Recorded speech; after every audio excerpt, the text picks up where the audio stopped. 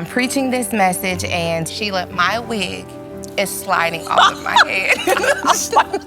Sheila, I try to give her a little tug. I try to put her back in alignment. She's rebellious. So I took it off, and I kept preaching. And I was like, this is a disaster. There were so many positive responses to women being like, I finally feel free to be myself. Like, I don't have to show up perfect all of the time. I can do this one day. I can do something else the next day. I feel like God can use me no matter what condition I am in. And I'm like, only God would take the foolish things of the world. Yeah. My wig, I study for hours. And the most powerful thing about my message was me taking my wig off. When you are not sure that what you have is enough, you don't throw it in the direction of anything because you're afraid of hearing it wasn't enough. Right. I think that the criticism that hurts us the most is the criticism that echoes an insecurity that already existed inside of us. And so in an effort to protect ourselves from being further wounded, we don't take chances. We don't step out on faith. We don't obey when God says move because we are afraid. And so we're protecting this one thing. And what we realize is that God is a protector. I'm stumbling because I was just preaching about, oh my gosh, I just preached this message yesterday. Take your time. We're not going anywhere. I preached yesterday about hazardous conditions. And I talked about how in Luke 10, when Jesus dispatches the 70 disciples and they come back and they're like, do you understand what you gave us? Even the demons are subject to us in your name. And I think that they were so blown away because they thought when he gave them this message to go out and to spread your peace and prepare the way and to heal the sick and to establish the kingdom of heaven, that was all that he gave them to do. I think they were blown away because they didn't realize that the demons were going to be subject to them too. Like, God, what is this thing that you've given me? That one thing turned out to be many other things. And I think the person who was hanging on to that one thing, maybe not thinking it's good enough, maybe thinking it can serve no value, that they have to understand that that one thing has multiplication assigned to it. And if I could just make it a little bit more practical, because, you know, as someone who didn't really think that they were gifted or had anything that the world could offer, what I didn't realize is that, like, my one thing was just saying yes to living right for God. Wow. Like, I can't sing. I didn't think writing was a gift. I guess I'm a speaker. I didn't think that I was like a talented speaker. It's not like I've been waiting for this moment where I could unleash my talent into the world and being not like I had never lived like that. My one thing was, I think I can do better than this. Wow. That was my one thing. But that's huge. It's huge. And if people can realize, everything is, you know, there's lots of glitzy, glammy things happening on social media that makes you think that, like, I need to write a book, I need to write music, I need to do something that feels like a big thing. But if all you can say is, I can do better than this, that one thing, God will take care of the rest. God will take care of the rest. I want to live like Jesus is real and I can be transformed into his image. And today I'm going to make a choice that reflects that belief. That one thing, it changes everything. I love that phrase, that one thing has multiplication assigned to it. Because I think that we almost wait for it to be multiplied before we use it. Right. You know? Because I remember when I was invited to speak for the first time at Women of Faith, they called me and I'm like, no, I don't speak. I'm not a speaker. And the thought of speaking to women terrified me because I've always thought women can be mean. And they said, well, you know, we feel you're supposed to be part of the team. Would you at least come and meet the other women? And I was like, well, okay. And I remember sitting down and one of them saying, you know, I'm agoraphobic, didn't leave my home for 10 years. I buried my daughter when she was 18 days old. And I thought, well, actually, I could fit in here. Because the one thing that was clear was that Jesus was the hero of every story. Because I thought, if I have to stand up there and be like Wonder Woman for Jesus, we're all in trouble. But when Christ is the hero of the story, it's a story that is well worth telling. It's such a shame that when I'm preaching that I act like Wonder Woman because that too is my belief. I don't know, something does happen when I get up there where I look like Wonder Woman. But I get excited about people getting it, but that's totally my story too. And if he does not breathe on the message, I have nothing. So when I catch that breath, I definitely feel like I have on a cape. But I love watching you like that because it's so obvious. It's not, there's never an air with you of look what I've got. It's like you're so genuinely excited about what you understand about the goodness of God that you want everybody else to catch the aroma of that. I do. Yeah, He causes us to triumph, and then we get to be that fragrance. One of the things I do that has really helped me, because I still don't. I mean, I go out and speak, but I still don't feel like. That amount naturally. Because I've worked with people who are just natural storytellers. And you could hear them 20 times and it's still fascinating. I'm not like that. So what I do before I got on the platform, I have this internal thing where I'll say, like, after you, Lord. And I have this conscious thing of, okay, we're going up there together. Okay. And then I know, it's like I'm under-catered one more time, just fish and loaves, big crowd, not enough. But I think that's when God loves to show up. I'm going to steal that. One thing I do before I'll read my text or my scripture, and then I'll pray. And almost every single time, I'm like, no fear, no nerves, no anxiety. I think that when I pray in that moment, that I'm supposed to be like praying for the people in the room. I'm praying for myself. I'm like, God, please. And then there's the other part of me, Lord, I'm like, God, if this is going to be how you end it, because you want me to be up here stumbling, bumbling, and failing, like, just make that clear, because I'll never do it again. But if I'm supposed to be up here, give me peace, give me your pace, give me your power, and I will go wherever you want me to go. I'll say whatever you want me to say, as long as you don't leave me up here by myself. And the moment He stopped showing up. Oh, yeah. We're all going home. We gotta go. I do not want to be making stuff up. But I think that's the most freeing, liberating thing. Because I mean, somebody wrote in my school annual, least likely to do anything. And she was a friend of mine. And it was because my father had died by suicide when I was little, and I was just terrified. I grew up just so full of fear. Couldn't travel for more than 3 miles in a car without throwing up. Now I've got 4 million miles in American Airlines. But I think when you put your not enoughness into the hands of our God who's more than enough, that's when miracles happen. It really does. I mean, His strength is made perfect in our weakness. And I am a living testimony, and I will never become so whatever that I forget to tell people how little He's working with. Like, when He got me, He didn't get a whole lot to work. And I'm okay. Like, I'm okay with that. Compared to how much He's giving, I gave Him a lot of little. I gave Him a lot of little in return. And anything that you see that looks big and amazing and powerful that comes out of my life is partnership. It's not me.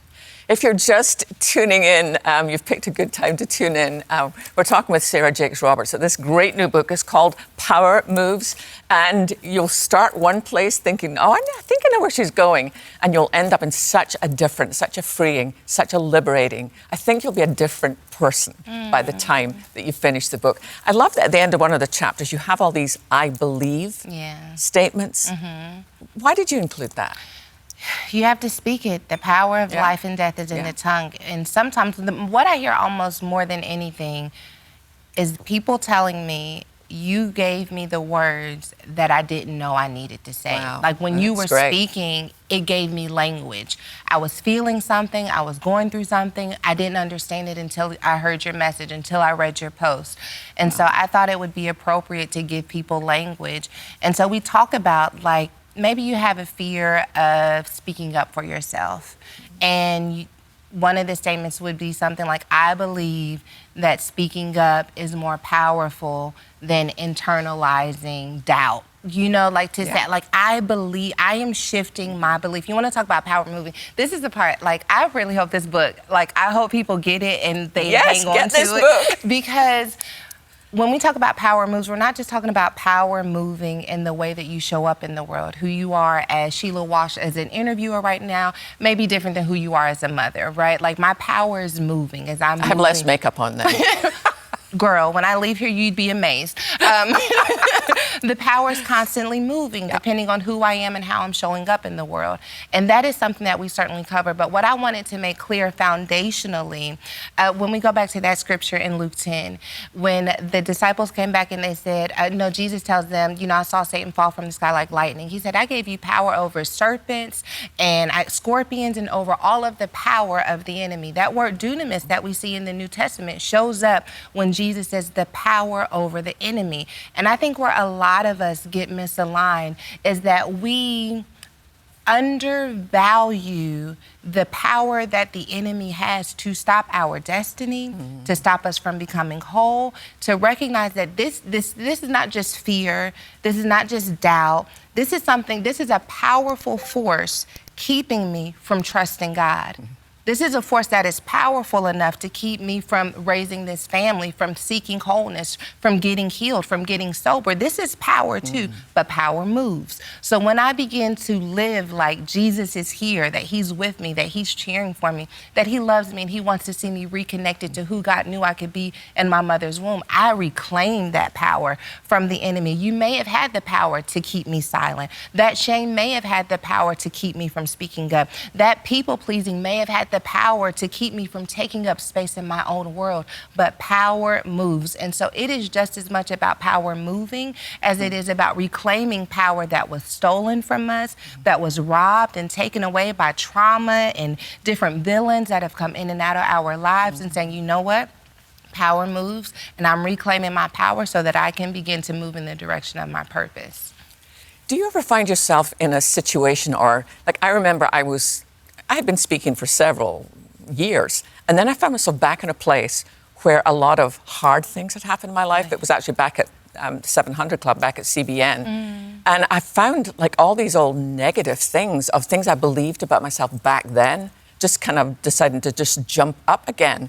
Do you ever have to deal with stuff from the past or people from your past, or how does power move there? Oh, child. Okay, so listen.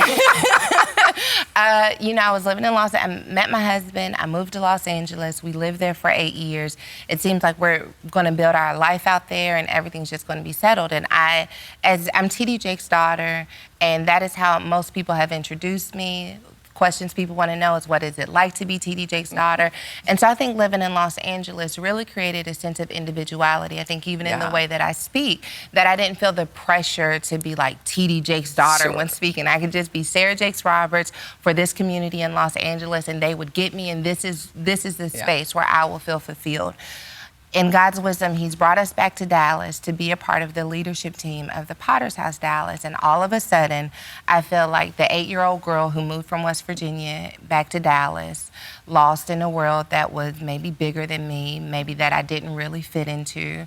My daughter was 14 at the time that we moved. She was actually 13, turning 14. I got pregnant at 13. And turned 14 when I had my son. And all of that came crashing down at the same time. Am I built for whatever leadership looks like in Dallas? Can I raise my children in a world where I felt like I got lost? If I create these boundaries, is it going to damage their relationship with my parents? So I've got all of these doubts swarming there. I'm like, well, if you didn't do this at all, you wouldn't have anything to worry about. I would say for someone who's experiencing that, to stay in the tension. To stay in the tension of figuring out why this is coming to the surface. There was a message I preached that was called Glory Triggers. And because, I'm a huge mental health advocate, and we hear a lot about trauma and triggers. But I preach glory triggers because I wanted people to understand that God's got triggers too. And there are some things that happen in your life where it feels like something negative is coming to the surface. But if you stay in the tension, you will see how God's glory is connected to that thing that was maybe once painful. And I stayed in the tension. And what I learned in staying in the tension is that God did not call me into a space that would require me to change what I know about him. That would require me to change what I know he has highlighted as important for me. It is important to me that my children feel connected to me no matter where I am. It is important to me that this ministry that God's given me, it was built on authenticity and vulnerability. God's not going to call me into something that's going to change what he told me my assignment was. And so this tension was convincing me that I would need to change, modify, conform. But if I could stay rooted, if I could stay anchored in what God said to me, this wave was going to pass. And I'll tell you this, and then I will be quiet. Oh, no, keep going. So I'm in this tension. The negative thoughts are swarming, but I'm staying in the tension. I'm still saying yes. I'm going to be in Dallas, but I'm not going to pretend to be someone I'm not. I'm going to be my authentic self. And They're going to like it or they're going to send me back to Los Angeles. Good with either. I'm going to say yeah, right. I'm going to be good with either. I'm going to say yes when I can say yes. I'm going to say no when we have volleyball practice. I'm going to keep the main thing, and we're going to see what happens. And so I was having a Sunday. My father was going to be out of town. My husband was going to be out of town. I don't even think my mother was there, which these are all my comfort support system, because I'm like, if I fail, I'll toss the mic to them. I'll go to the back. Nobody's there. It's all on me. And I'm preaching this message, and I'm preaching this message. As the message is called Lock In. Sheila, I'm preaching the message. I'm doing so good. It's Sunday. I'm doing so good. My notes made sense when I woke up. You know, I've got to do offering. I'm doing the words, like the announcements. I'm doing so good, girl. I look and there's this woman in the crowd, and you know, people are standing and I'm speaking and I'm hitting some points. Yeah. I'm like, oh, we're doing good. And I see her do this gesture, and I was like, I've never seen worship look like that before, but go for it. Then I go to the other side, I see this other woman do this gesture. Sheila, my wig is sliding off of my head. Sheila, my wig. That's not a glory trigger. That is not a glory trigger. So, you know, I try to give her a little tug. I try to put her back in alignment. She's rebellious, okay? She's a backslider at this. God. There's no one to toss the mic to. So I took it off. You took it off? Okay, I have a whole new respect. Sheila, Next level. I took it off. I took it off. I threw it to my sister, and I kept preaching. And I was like, this is a disaster.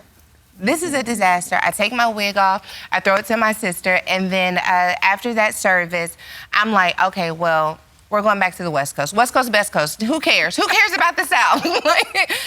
So many people said that when you took your wig off, it felt like you pulled shame out of my body. Like, it felt like I had permission to be myself. And I think it was God showing me. And it went viral. Sherry Shepherd does a thing on it. I'm like, and then I'm like humiliated in this church where I grew up, where I experienced humiliation. I'm like, oh my gosh, it's terrible.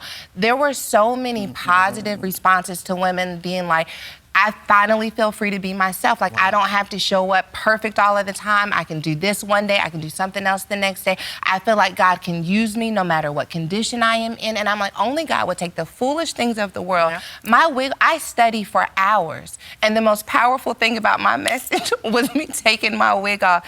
God told me in that moment, though, I want you just as you are. Mm-hmm. You don't have to change. I'll use it. And it may not look like what's been seen before. It may not be as polished. It may not feel as rigid as some of the things that have been effective in the past, but it will be you, and I will show up, and I will use it all.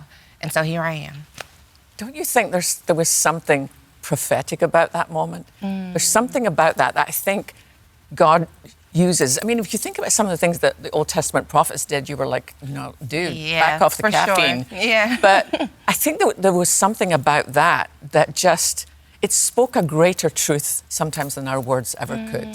That you get to come as you are, not as you wish you were. That's one of my main life messages is, I remember when Christian was little and he would travel with us and we'd had a birthday party backstage for the crew, and it was a chocolate cake and Christian was covered in chocolate. And my mother-in-law was taking him back to the hotel to have a bath. And I was about to be introduced to go on stage, and I hear this little voice behind me saying, Mommy! And he just wanted one more hug. Yeah. And I knelt down, and I knew what was going to happen. I knew I was going to get frosting all over the suit. It's cream. I've never worn it since. In my hair. And it's one of the reasons I like working with women. They get the frosting in the hair thing. Yeah. But it was really intentional, because I wanted him to see you don't clean yourself up to come to your mom, because you don't clean yourself up to come to your father. And I think what happened in that moment, Sarah, what you did for people was to show what that looks like.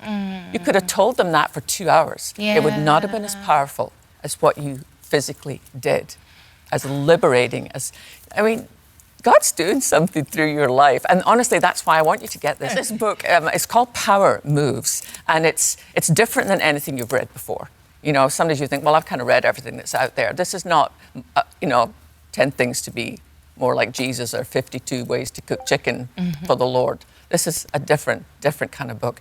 I love the emphasis you have on community, on us needing one another. Yeah. Like if you have this vision inside of you and you're not quite sure to do, find somebody else, find somebody who you could partner with. Has that been important for you? For sure. I mean, it's why I know you. I mean, I was telling my story, and I was telling it through a blog, and then through partnership and me being able to come on the Women of Faith tour, I got to speak in some spaces that I had never been in before, to connect with women who were much further down the road in ministry than I was. And let me tell you, part of doing Women of Faith is part of the reason why I believe I became confident as a speaker. Growing up as a Black girl in church, like most of the women preachers that I had seen at the time were like so forceful in their delivery in a beautiful way. Yeah, I mean, sure. but with power. And I was, all I had was this story. And I was like, I don't know if I could ever show up with that much force. I don't know if I could ever show up with that much passion. And when I did Women of Faith, I saw passion with a different expression. I saw that power moves, right? And so when I was doing it, I was like, if I can do it like that, then I could do it. And then I was able to exercise that muscle. And so through partnership, we see the different ways that power shows up. We are allowed to see other people's power, highlight our power, or help us to polish areas of ourselves where maybe we didn't think we had power. And so community is everything. Even though we are the most connected generation with social media and the internet, we're also the most isolated. Yeah. And we are very rarely getting outside of liking and commenting to connect and then flourish. And so I try to encourage that, but I try, because I'm an introvert, I try to remove all of the barriers. Like if you could just do it with, follow someone different. If you could just connect with someone on the comments, go to a meet and greet, to take baby steps, because I know it can be overwhelming to get out of our comfort zones. Yeah.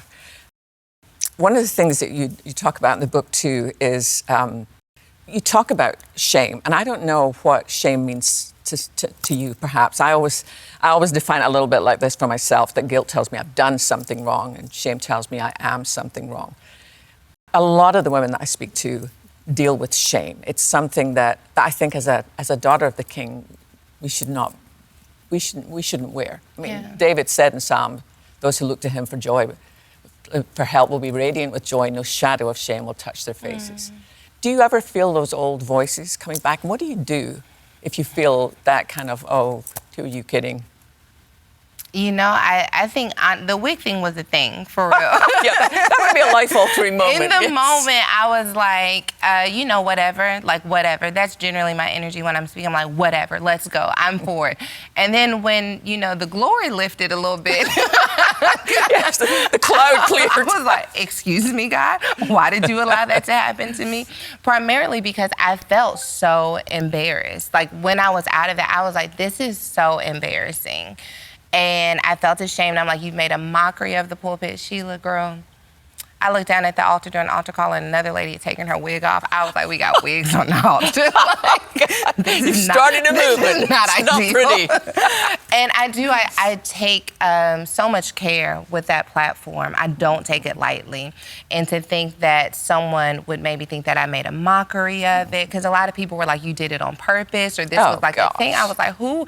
I don't even do illustrated sermons. Do you think I would go from no illustrated sermons to taking my wig off? Are there no steps? But I felt a lot of shame. And I'm like, see, this is why girls like you don't need to do stuff like this, because you can't keep it on the level. And I recognize where the voice is coming from, though. And I think that shame does still arise, but when you know the source of the shame is coming from the outside, then you start to patch up the inside. And so I'm like, you need to get off of social media. You need to stop thinking so much about yourself in this moment and really trust God's plan. And so it's easier to hit ignore when you know where the call is coming from. But it takes some time to do that. Yeah. I remember the church I was growing up in, there was a lady who was always, like if you needed anything, you could call her, and she'd bring food, she'd do anything. But I only discovered later how much internal trouble she was in herself. And I remember talking to her about it, and she said, well, I want to serve the Lord. And she felt taking care of herself was almost ungodly or unholy. You kind of address that in the book, that if you want to be available, it's like what you talk about in your marriage. When you bring the whole of who you are into that, it's better for everybody. Yeah. How do we address that in women, that it's good to take care of yourself? That's okay. I think that we have to dismantle philosophies that make us believe that it is our responsibility to be the savior in our household. And when you are the person that people come up to when they have boo-boos or when a friend is in crisis, they know that they can call you. It moves you from being a person to a savior. And if we're honest, we often even allow our ego to feel a little bit good that, like, I showed up for them. They know I can take care of them. They came to me. And so when you're building an identity that is not congruent with your reality, you can get trapped in between the two. And so you choose to keep showing up for people instead of sitting in the fullness of who you are. What I say to women is that if you're going to continue to serve everyone and you're going to make sure you fulfill everyone else's needs, the least you can do is ask yourself, well, what do I need? Wow. What do I need? Because if you're willing to run yourself empty because you recognize that a need needs to be fulfilled and you're the one who's going to do it, you have to ask yourself, how am I allowing others to fulfill my needs? Because needs are important. That's why you're doing everything. Yeah. What are your needs? Can you give them language? Even if you're like, well, no one can do anything about it, but can you give it language? Yeah. Can you put it in the atmosphere? Can you acknowledge that you are not just here as a machine, that you are a person? And then when someone asks you, do you need something? The answer is more readily available on your lips because you've taken the time to acknowledge that I am a need filler and I am a need needer. Very well said. And it's easier to ask for help when you know what you need, but when you don't know what you need because you never acknowledge that you have them, then you can't take advantage of the resources that God puts in your life. I know without a shadow of a doubt that you have loved this program. It's one of the things I have loved about Sarah since the moment I met her is her honesty and her sense of humor and her humility and her strength. And I think of those of you who are watching who think, I so wish I could be like that. And it's one of the reasons I highly recommend this book. I mean, I get to read a lot of books. This book makes a difference. So I highly recommend that, that you would get a copy for yourself, maybe get one for a friend, somebody you think might be struggling. But I just want you to know right now how much you are seen and loved and valued by God. It's so easy to look at all the social media things and think, I wonder why I wasn't invited to that, or I wonder what's wrong with me, and I'll never be this, or I'll never be that. I think when you begin to understand the value that Christ has placed on your life, when we were getting ready to sell our house, I asked our realtor, how do we know how to price it? And he said, well, it'll sell for what anybody thinks it's worth. What Christ thought you were worth was his very own life. And just remember that here at TBN that we care about you. We're not just out to just yakety yak and sell books. We're out to bring things that we believe will make a significant difference in your life. And the great thing is, when you come to God as you really are, when you tell him the whole truth, because let's face it, he's seen your movie. He knows everything. He knows everything and has chosen to love you right now, that then you're able to let his love fill that grace space in your life. And then you become that light on a hill. You become that someone who just brings the fragrance of Christ wherever you go. Sarah, I want to thank you just for being you, just for showing up. There's something just so delightful about you. Thank you. And thank you for this book. Oh, thank you. It is my offering to the world. And, I wrote it because a lot of people were telling me, oh my gosh, you're such a powerhouse. You're so powerful when you preach. But I didn't really feel powerful when I preached. I felt powerful when I was at home. I felt powerful when I was walking around, loving on my husband and scratching my head. And I think that we need permission to experience power in a multitude of ways. So I'm grateful for the opportunity to share what God's given me. So if there was one thing, if people could only take away one thing from your book, what would you want that to be? Never stop searching for the power that is present in this moment.